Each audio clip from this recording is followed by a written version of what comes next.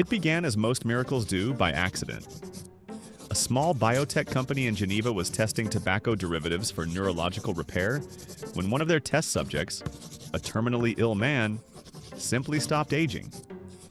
His cells refused to die. His DNA repaired itself endlessly. Within months, the news broke. Nicotine halted biological decay. At first, the world laughed. Then the proof arrived. Smokers stopped dying, wrinkles froze, cancer cells went dormant. Hospitals overflowed with the desperate, people inhaling smoke, chewing patches, injecting synthetic nicotine into their veins. Cigarettes, once cursed, became sacred relics.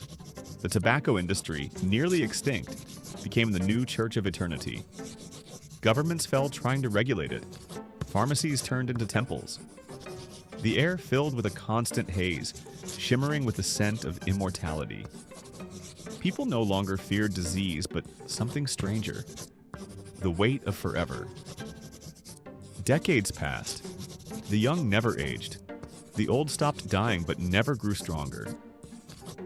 Cities became stagnant, filled with endless youth and endless boredom. Art stopped evolving. Families forgot what it meant to inherit or say goodbye. The planet itself began to choke, not from smoke, but from immortality's permanence. A century later, only two kinds of people remained: the smokers and the pure. The smokers ruled the eternal cities. Glass towers wreathed in fragrant clouds. They looked flawless, their lungs black, but bodies unaging.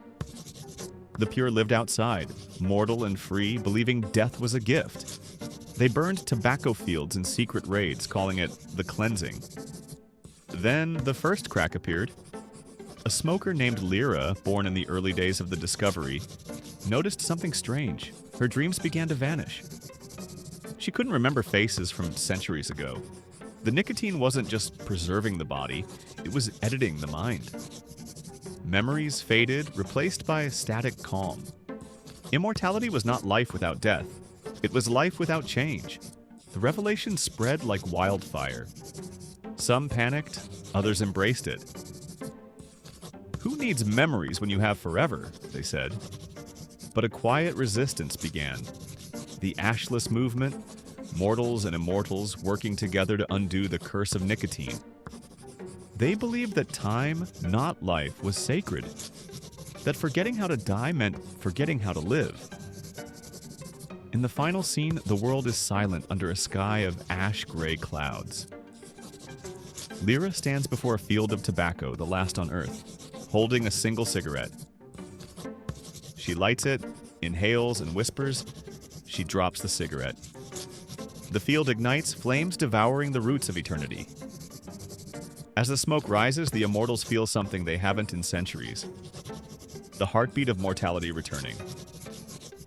For the first time in hundreds of years, the world begins to breathe again.